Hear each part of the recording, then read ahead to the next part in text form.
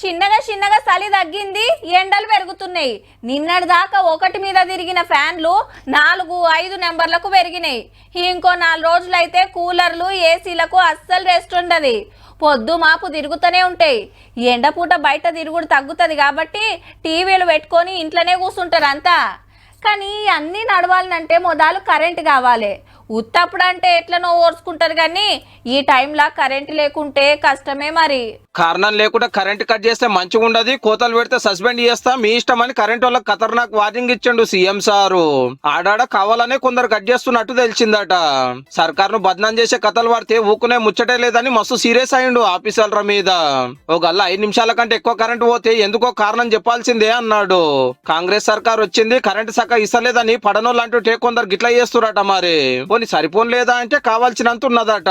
గందుకే సప్లైల లాపరో వేసే సంగతి చూస్తాని వార్నింగ్ ఇచ్చిండు అన్నట్టు.